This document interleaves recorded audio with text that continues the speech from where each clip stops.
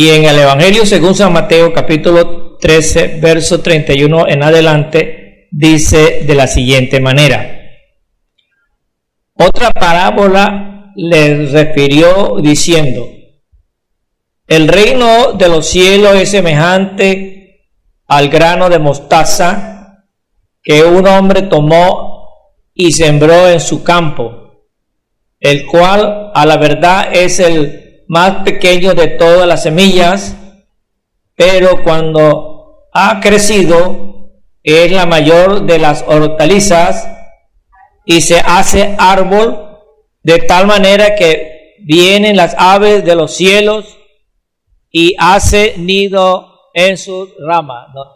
Muy bien, como todos ustedes que viven aquí en este país deberían saber que el río más grande de la nación es el río Mississippi. Y el río Mississippi tiene un comienzo en el estado de Minnesota, en un lago que se llama Ithaca. Tiene un desborde al lado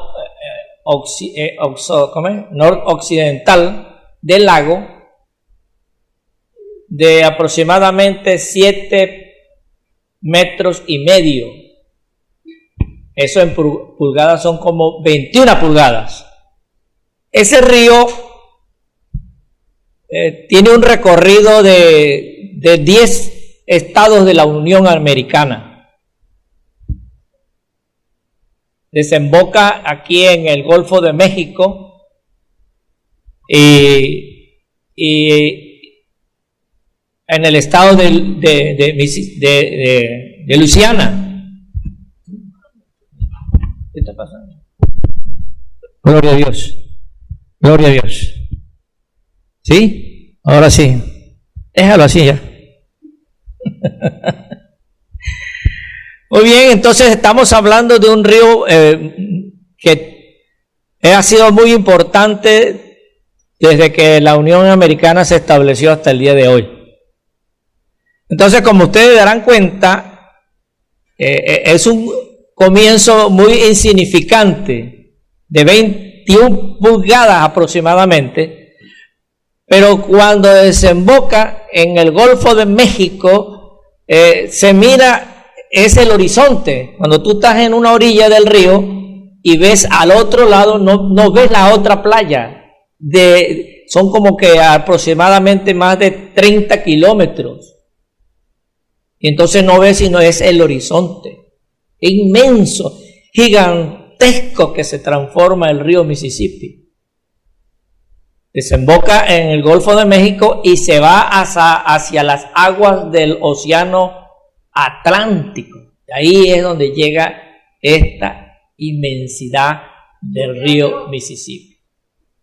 Es un río donde tiene una importancia histórica, tiene una importancia cultural, tiene una importancia económica. Ahí hay una producción de peces de aproximadamente 200 y pico de especies distintas de peces. Y tiene una gran importancia los cangrejos, se llaman cangrejos de río, y también producción de ostras que producen las perlas. Ya para los estados de acá de Illinois para abajo hay una capacidad de navegación de remolques que pueden cargar más de 12 contenedores, casi lo que podría ser un pequeño tren. Pero todo esto lo estoy hablando para que más o menos usted tenga una idea de la importancia que es el río Mississippi, ya conozca dónde y cómo empieza, de qué tamaño es su espesor, su ancho, donde comienza, y el gigantesco río que se transforma donde desemboca.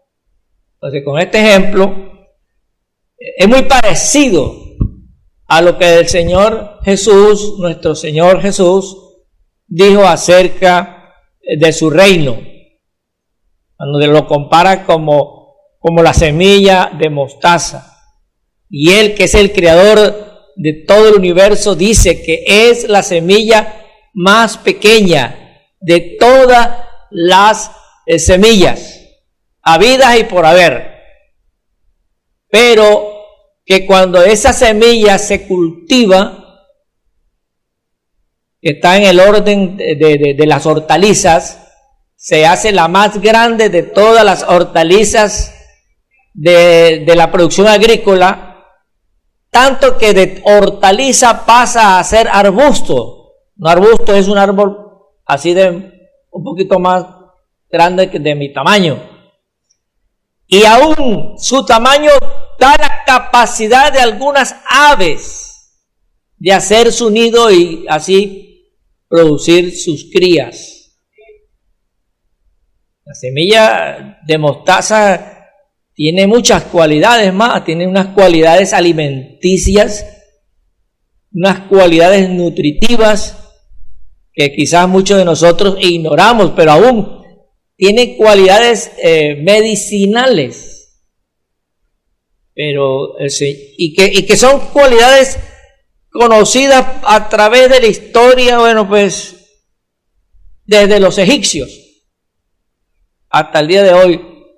Sin embargo, el Señor Jesús toma como referencia es su cambio, su metamorfosis de cuando es semilla a cuando se vuelve un arbusto.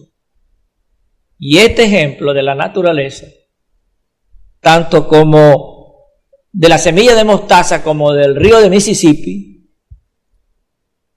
se puede tomar en cuenta para hablar acerca de lo más importante que el Señor Jesús vino a hablarnos, es acerca del reino de los cielos.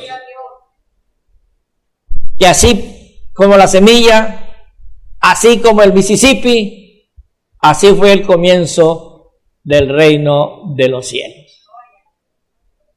El reino de los cielos nace en un humilde e insignificante pueblito llamado Belén. Lo digo así porque en la Biblia lo nombra como una aldea. Y cuando ya se sitúa como aldea, esto es un caserío. Caserío ahí donde hay más casas que animales a veces. Y que hay más terrenos vacíos que terrenos ocupados por viviendas. En un insignificante pueblito llamado Belén.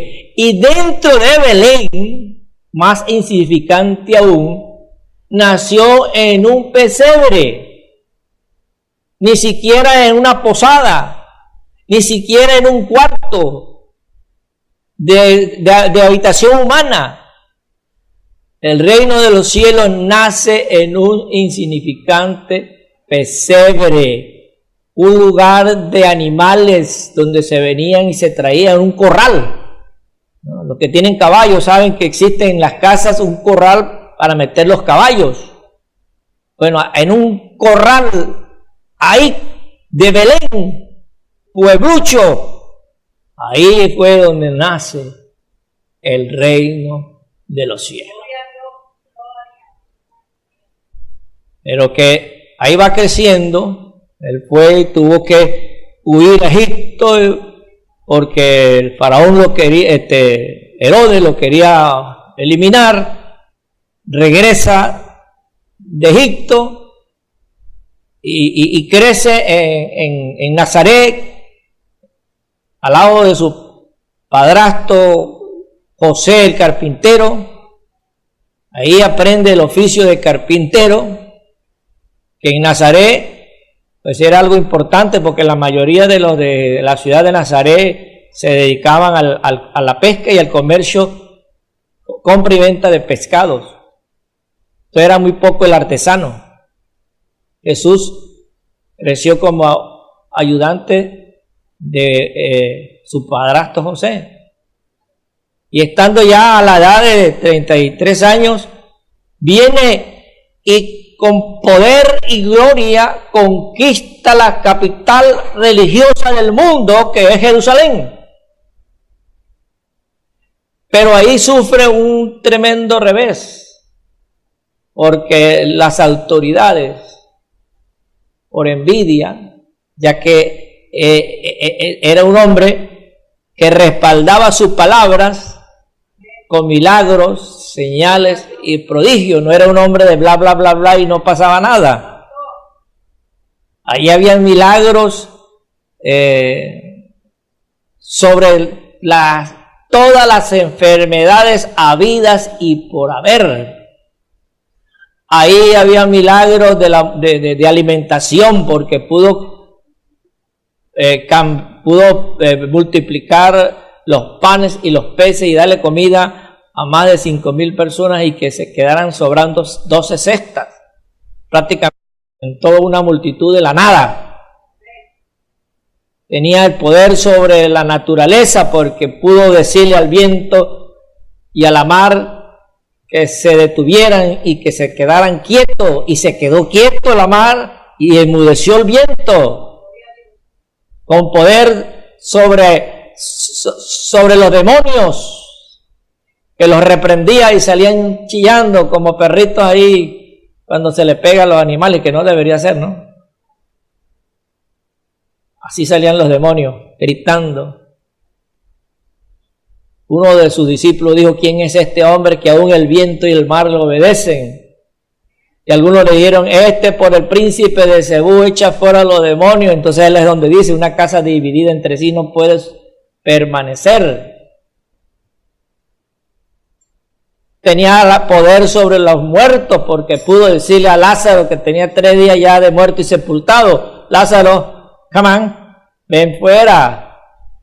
Y aquel cadáver apareció vivito y coleando.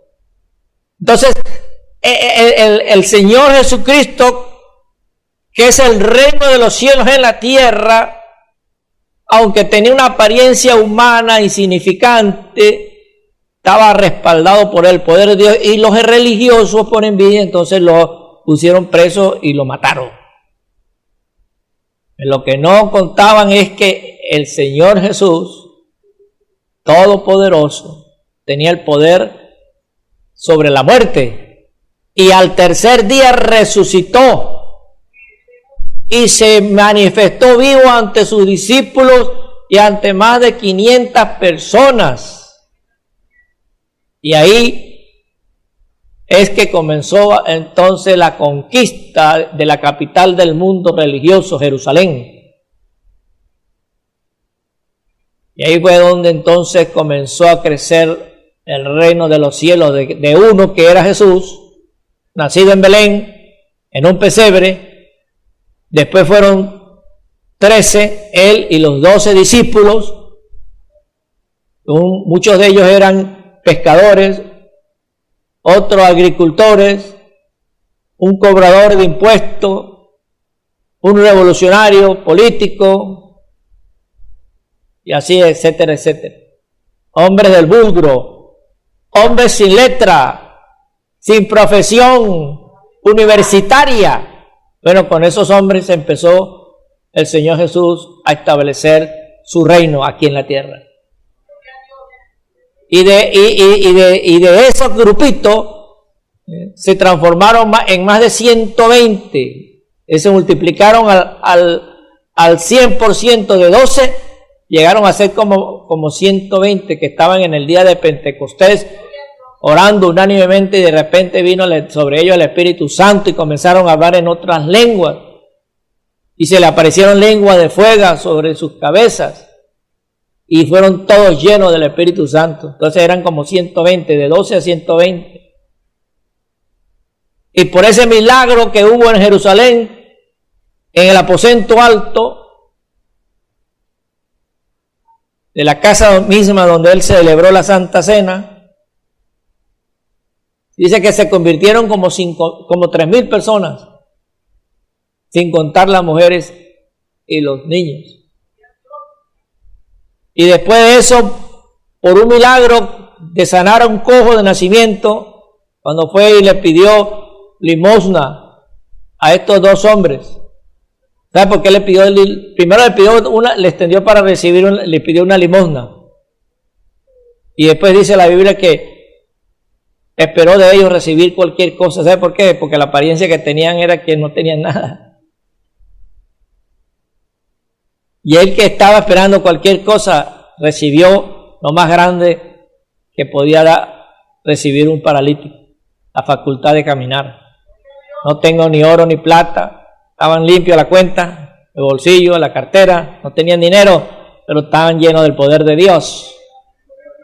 Y por ese poder de Dios levantó ese paralítico, y el paralítico que esperaba de ellos cualquier cosa, nunca se esperó que podía caminar, que era lo que más anhelaba en toda su vida.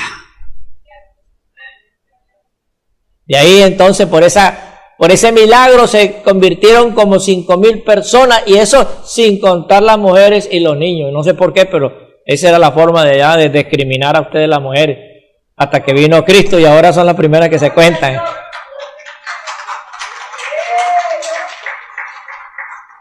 Y de ahí entonces vino una persecución. Después de 10 años de establecerse la iglesia en Jerusalén, que creció de una forma tan extraordinaria, porque dice la Biblia que cada día el Señor añadía a su iglesia los que habían de ser salvos. Por 10 años aquel grupito de 120 se transformó en 120,000. Se habían convertido soldados romanos, se habían convertido miembros del principado de Herodes. En fin, era un impacto tan extraordinario que a los religiosos oficiales no les quedó otra cosa que perseguir a los cristianos, matar a los cristianos. Por eso mataron a Esteban, lo apedrearon bajo calumnias. Y por eso empezaron a perseguir a los cristianos. Hubo un hombre que aparece en la historia de la iglesia que se llama Saulo de Tarso, un erudito, un hombre que se había educado a los pies del mejor maestro en la universidad, que ocupaba un puesto importante dentro del Congreso hebreo, que era el Sanedrín. Y con carta desde las autoridades empezó a perseguir a los cristianos, a agarrar a las hermanas por la mecha y meterlas a la cárcel. Y en esa tarea fue que se le apareció el Rey de Reyes y el Señor de Señores, la luz más resplandeciente que el sol a mediodía. Y no solamente se le apareció, sino le habló: Saulo, Saulo, ¿por qué me persigue? Dura cosa es dar goces con el aguijón. Él ha turbado: ¿quién eres? La voz no esperó ni un segundo para decirle: yo soy Jesús, a quien tú persigues. Entonces, el más grande perseguidor del evangelio, que era Saulo de Tarso, se transformó en el más grande predicador del evangelio, como es el apóstol San Pablo, que inmediatamente que fue curado de su ceguez, empezó a anunciar el evangelio en Damasco, y empezó a predicar el evangelio en Jerusalén. Tuvo que salir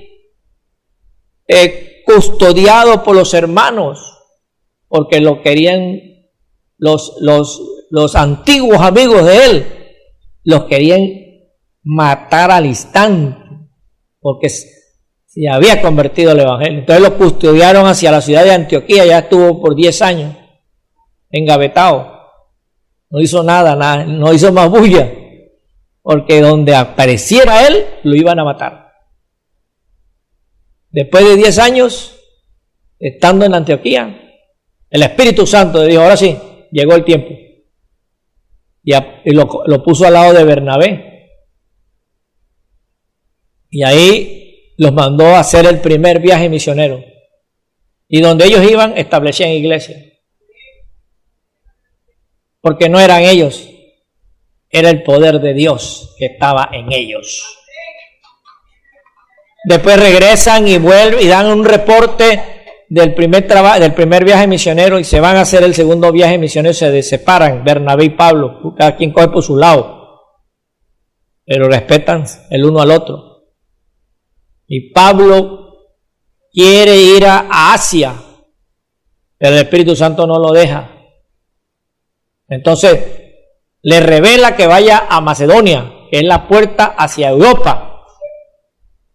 Y Pablo se va haciéndole caso al Espíritu Santo y predica en Macedonia, y se convierte una gran cantidad de personas y de familias. Y ahí sale a predicar por toda Europa. Tanto que él puede en sus epístolas decir: yo he llenado a toda Europa con el Evangelio.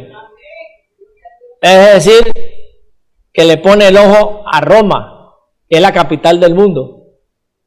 Ya el reino de los cielos conquistó a Jerusalén, la capital religiosa del mundo. Ahora Pablo le pone el ojo a Roma, la capital política y militar económica del mundo. Y ahí comienzan ellos a ganar soldados, a ganar procónsul, a ganar miembros del Congreso, a ganar terratenientes, a ganar esclavos, a ganar hombres, a ganar mujeres. De tal manera que ya los cristianos estaban en Roma por todas partes.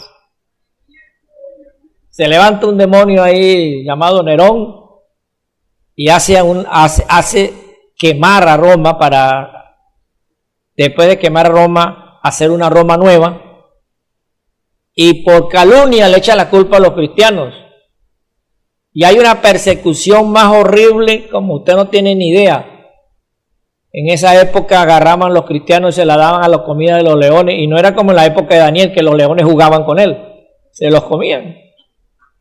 Se comían las mujeres, los niños, los leones. Agarraban los cristianos y los colgaban en los postes y lo ponían a quemar en el día para que fuese de lumbrera en la noche de la ciudad. Fue horrible la persecución. Y Nerón pensó que con eso iba a acabar con los cristianos. ¡Qué equivocado estaba! El Rey de Reyes dijo: las puertas del infierno no van a prevalecer contra ella. Y resulta que mientras más cristianos mataban, más almas se convertían. Por un cristiano que mataban, aparecían 10 cristianos nuevos. Y así empezó el evangelio a establecerse en la capital del mundo, que era Roma. 300 años después, ya no solamente el soldado era cristiano, el terrateniente era cristiano, los miembros del Congreso, no, hasta el mismo emperador romano se convirtió al evangelio, que fue Constantino. Y la mamá de él también se convirtió al evangelio. Y su familia también se convirtió y se bautizaron todos. El evangelio, entonces, el reino de los cielos conquista a Roma y conquista a toda Europa. Y después de conquistar a toda Europa, conquistan América, conquistan África, conquistan Asia. Y hoy por hoy nosotros tenemos hermanos y hermanas de la fe por todas partes del planeta Tierra. Así es el reino de los cielos, como la semilla de mostaza, que aunque era la más pequeña e insignificante semilla de todas las semillas, se transforma al sembrarse en la más grande de todas las hortalizas. Así es el reino de los cielos, como el río Mississippi, que nace con 7 metros y medio, 21 pulgadas, se transforma en su desembocadura a más de 30 kilómetros de ancho. Esto lo estoy diciendo para que en ustedes su fe sea una fe firme. Como dijo el pastor, hay que perseverar. La alabanza que hizo la hermana también habla de perseverar. Y el mensaje tiene como objetivo crear en usted una fe firme, para que no mire a usted lo que hoy ve sus ojos carnales, que se van de comer los gusanos, sino que usted vea por fe lo que usted ha de ser, que usted pueda mirar más allá de sus narices, que usted pueda ver al autor y consumador de nuestras almas, que es Jesús. No el que murió, sino el que resucitó y está a la diestra de Dios Padre.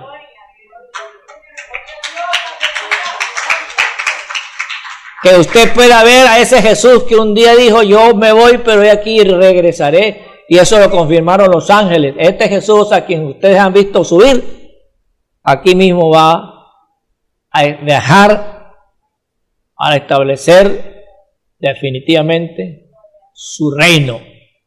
Por eso aquí no crea que los demócratas y los republicanos van a resolver esto. Gracias a Dios por los republicanos y gracias a Dios por los demócratas. Pero ellos no van a arreglar esto. Ni el capitalismo, ni el comunismo, ni el socialismo, ni la monarquía, ni nada de eso va a poner orden aquí en la tierra. Esos son reinos gentiles que hoy en día están y mañana desaparecerán. Pero el que va a poner orden aquí en el planeta Tierra se llama Jesús de Nazaret. El Rey de Reyes, el Señor de Señores.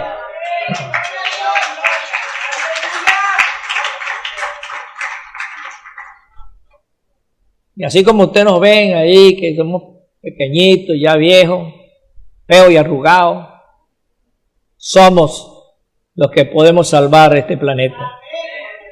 Porque tenemos el mensaje del Rey de Reyes y del Señor del Señor, que nos ha escogido a nosotros, que somos insignificantes, que somos lo más vil de este mundo. Pero es para avergonzar a los que se creen grandes, sabios. Parece mentira, pero es cierto. Nosotros tenemos en nuestro labio la salvación de la humanidad. Nosotros tenemos en nuestro labio el nombre que es sobre todo nombre, en el cual podemos clamar, invocar y poder ver milagros, señales y prodigios. Nosotros tenemos en nuestros labios el nombre del Rey de Reyes y el Señor de Señores. El que dice en Apocalipsis que estaba montado sobre un caballo blanco y en sus vestiduras sobre sus hombros había un... y ese nombre es Rey de Reyes y Señor de Señores. Ese es el Evangelio, ese es el reino de los cielos. Y el que nos menosprecie por la figura que tenemos, ese es problema de ellos, pero le va a caer una sorpresa, surprise. Cuando nos vean vestidos con esas vestiduras blancas, vestiduras resplandecientes, con un cuerpo glorificado, eterno, donde no habrá arrugas, ni no se acabarán los lentes, porque vamos a tener unos ojos con una visión perfecta. Nosotros no es que nos vamos a poner cosas postizas, no.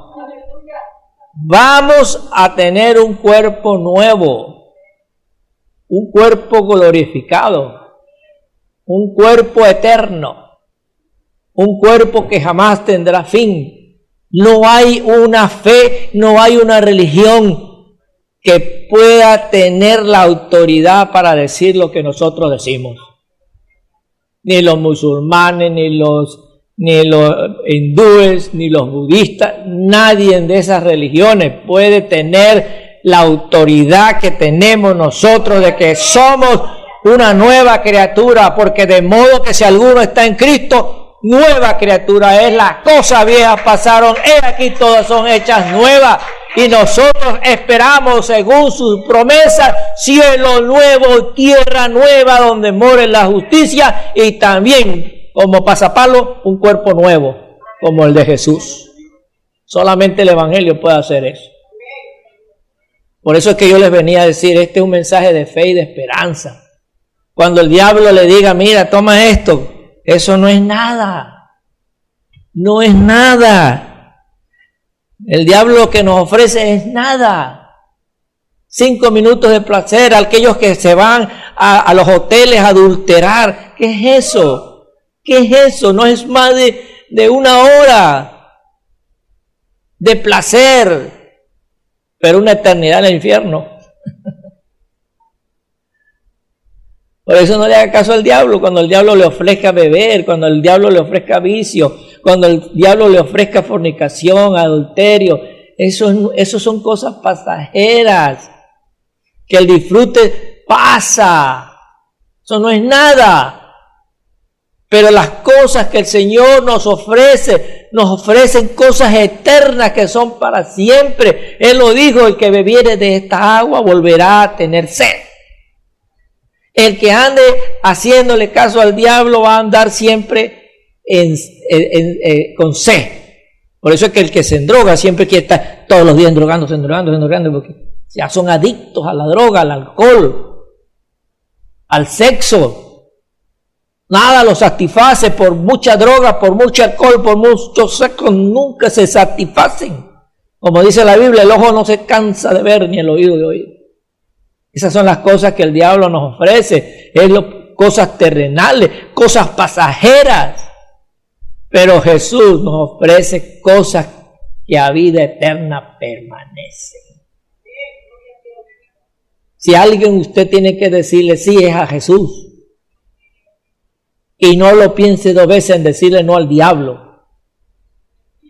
No lo piense dos veces, no se ponga ay, que estoy confundida. No, hombre, qué confundida va a estar usted. Ay, que estoy confundido. ¿Cómo que está confundido? Si lo que el diablo ofrece es basura, es porquería, es inmundicia, es pecado, es destrucción. ¿Usted cree que usted va a estar pensando y claudicando en dos pensamientos? Sí, no, sí? No. El creyente no puede ser sí y no. No, nosotros al diablo somos firmes y decirle no. Y a Jesús firmes sin pensarnos dos veces le decimos sí. Porque Él nos ha demostrado que su reino no es un reino de palabra, no es un reino de bla bla, su reino es un reino de poder y de gloria. Y el poder y la gloria no es un poder y una gloria terrenal, sino es un poder y una gloria celestial. Manténgase firme en esta fe, hermanos. Y hágase algo. Es que usted no puede decirle no al diablo, haga como hizo José. ¿Cómo hizo José? Ahora aquí que es más derecho. Cuando la esposa de su patrón lo estaba conquistando y lo estaba seduciendo, y si él se queda, pierde. Sale corriendo. A veces tenemos que, hermano, si usted no puede, salga corriendo. Huya. Como dice la Biblia, huid de la fornicación. Huid del pecado. Si usted no puede con él, salga corriendo.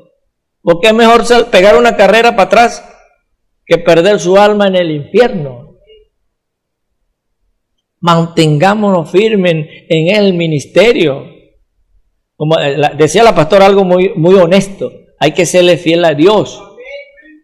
Pero yo le voy a añadir a eso, hay que serle fiel a los ministerios. Porque siéndole fiel a los ministerios, le estamos siendo fiel a Dios. En los ministerios donde usted ha recibido vida nueva, donde usted ha recibido milagros, donde usted ha recibido señales, donde usted ha recibido prodigios, donde usted ha sido bendecida, prosperada y en victoria, usted tiene que mantenerse fiel a ese ministerio. Porque ahí es donde está la facultad de crecer. Por eso es que hay muchos cristianos en Houston que no crecen. ¿Cuántos años tiene usted en el Evangelio? Tengo 30 años en el Evangelio, pero se comporta como de bebés. ¿Por qué? Porque están 2 años aquí, 1 año acá, 5 años acá, 3 años aquí, y andan brincando como los canguros allá en Australia. No crecen. Si usted siembra un árbol aquí y lo ve ya grande y dice, no me gusta aquí, lo voy a llevar para allá atrás, y lo arranca de ahí y lo pone atrás. Y después, si no está muy cerca de la carretera, lo arranca y lo pone acá. ¿Usted cree que ese árbol va a crecer ahí? Ese árbol se pasma. Y usted espera 10 años y no hay siquiera un mango, ni un limón, No hay frutos, porque se anda sacando de un lugar a otro. Así mismo el creyente anda de un lugar a otro, no va a crecer. Ya llegó aquí, quédese. Y aquí por lo menos hay aire acondicionado. Hay que serle fiel a los ministerios, como le somos fieles a Dios, para que haya crecimiento. Usted dirá, no, pero es que esta iglesia es una iglesia pequeña, que es una iglesia acá, que los pastores, esto. Sí, eso es verdad. Pero entonces usted va a menospreciar a Jesús porque nació en Belén. Usted va a menospreciar a Jesús porque nació en un corral. Él dice que es el Rey de Reyes, pero él no tuvo cuna de oro, como el príncipe Carlos, el príncipe, ¿cuáles son los otros? El que se casó en estos días, ¿cómo se llama? Príncipe William y el otro hermano de él. Anyway, ellos nacieron en cuna de oro, pero su reino será un reino con fin.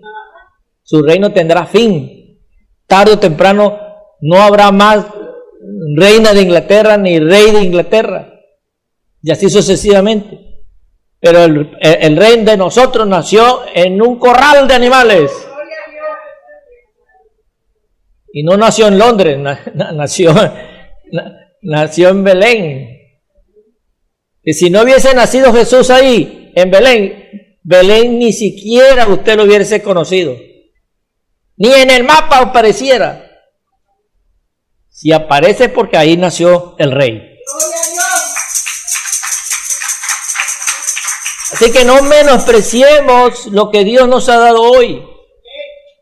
Como un día me dijo a mí una mujer de Dios. Me dijo, hermano José, cuando pensamos en lo que no tenemos, no vemos lo que tenemos. Nosotros muchas veces menospreciamos lo que Dios nos ha dado. Pero lo que Dios nos ha dado es para que le seamos fieles. Y si en lo poco lo hemos sido fiel, en lo mucho nos pondrá. Dios honra es la perseverancia. También se habló hoy. Mire, todas las palabras que se dijeron hoy aquí en la adoración, todas son palabras claves del mensaje. Y si son palabras claves del mensaje es porque son vital para su vida. Es palabra de Dios. La hermana y yo no pudimos hablar. Ella solamente me dijo que quería verme aquí y yo dije, voy a ver si puedo. Y luego hablamos y sí puede, sí voy a poder. Y después hablamos y dice, ¿dónde está? Estoy cerca. Ah, bueno. Pero no me contó nada, ni sé nada de esta iglesia. Pero Dios sí sabe. Y Dios sabe que aquí hay almas que necesitan oír un mensaje que las motive a ser fiel. Que las motive a ser perseverante. Que las motive a ser constante. Porque Dios bendice es a los que perseveran hasta el fin. No hay gloria a comenzar. No hay gloria yo fui. No. La gloria en la fe es el que termina y es el que todavía permanece.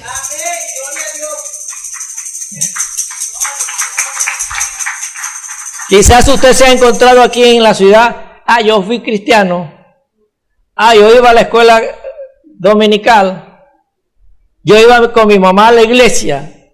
No, esas son glorias pasadas. Y las glorias pasadas no funcionan, no sirven. Lo que pasó, pasó. Y Pablo dice una cosa y es olvidando lo que queda atrás.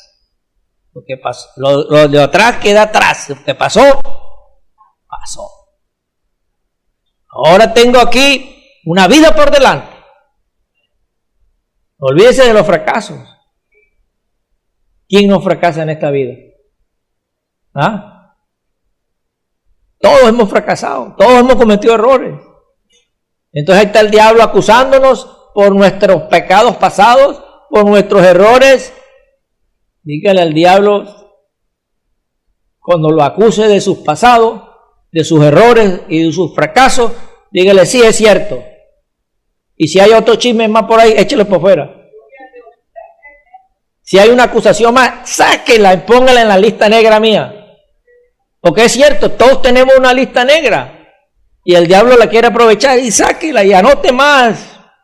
Y cuando el diablo se canse, cuando él se canse de poner todas esas cosas en nuestra lista negra, entonces ya le pregunta, ¿ya terminó?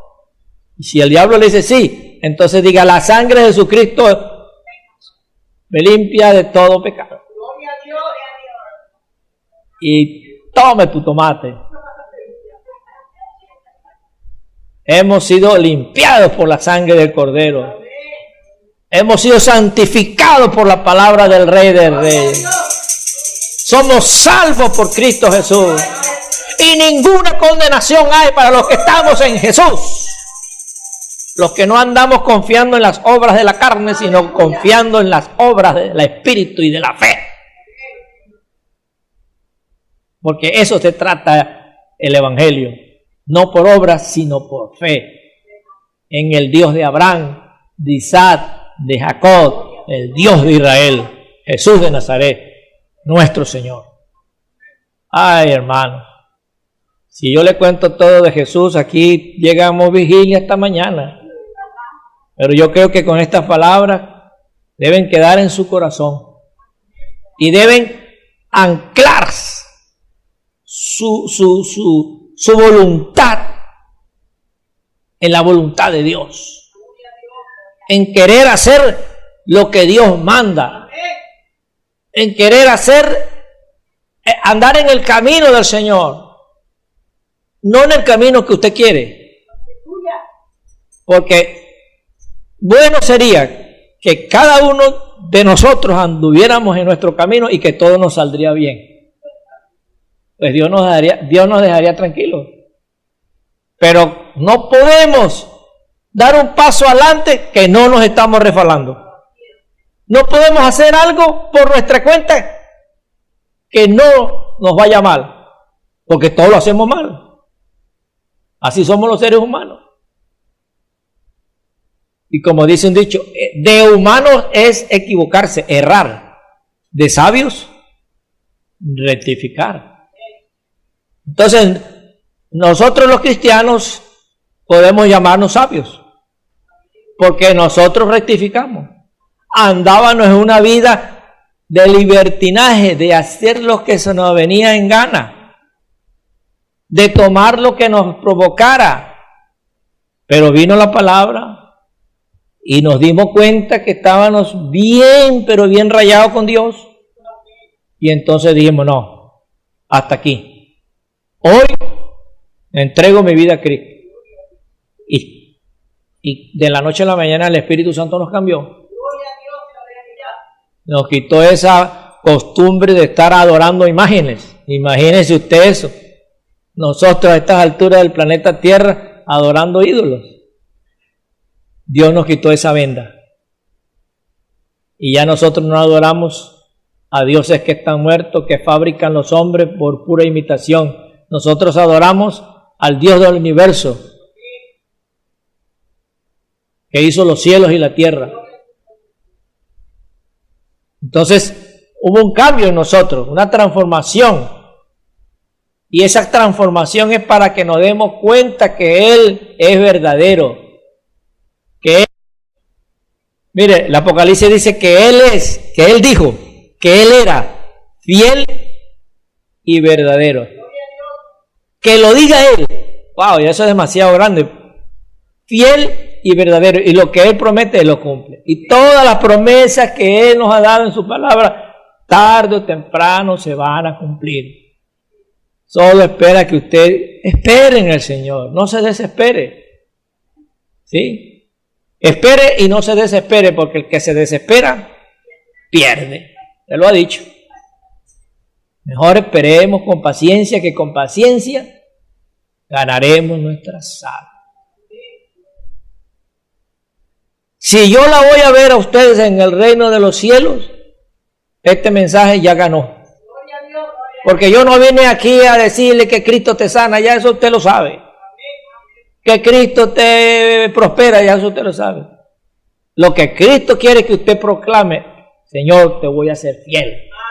En las buenas y en las malas también.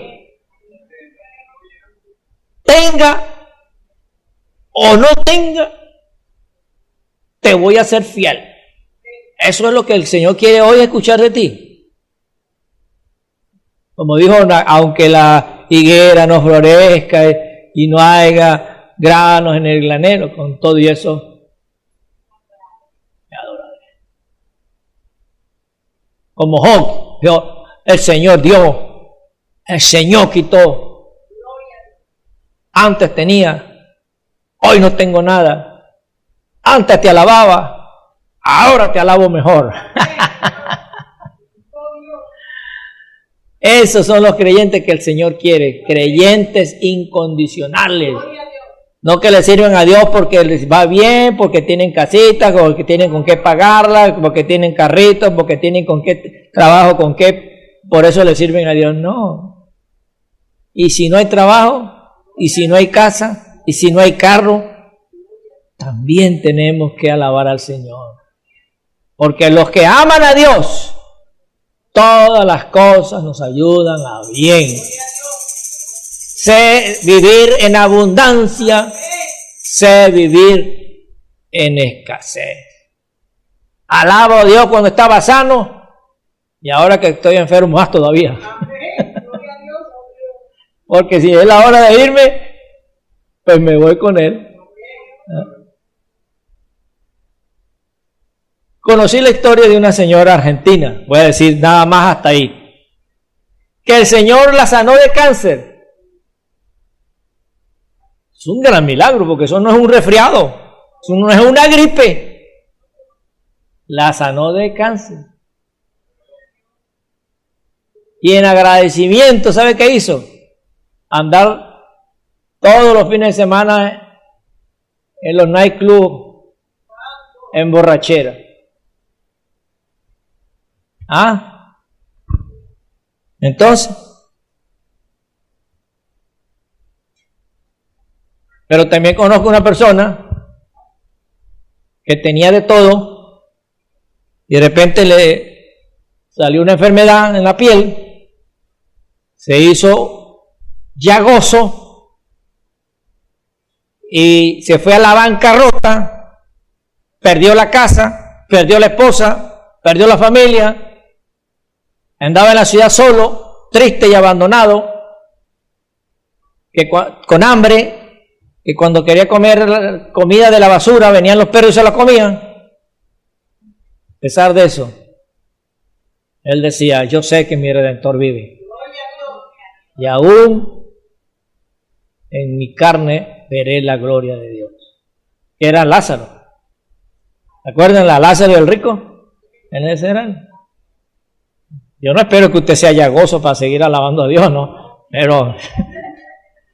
Pero por si acaso hay algo que en la vida suya usted lo considera un revés, no es motivo para que usted sea parte de la fe. No es motivo para que usted se vaya de la iglesia. Y no es motivo para que usted venga más a la iglesia. Que si tiene problemas en la familia y que su esposo la quiere dejar por otra más joven, no es para que usted se vaya a la cantina a tomar, para olvidar lo mejor.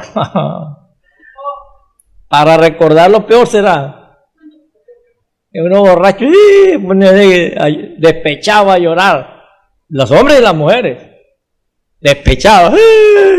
¿Por qué? ¿Por qué? Porque los hombres no hay que creerle y las mujeres tampoco.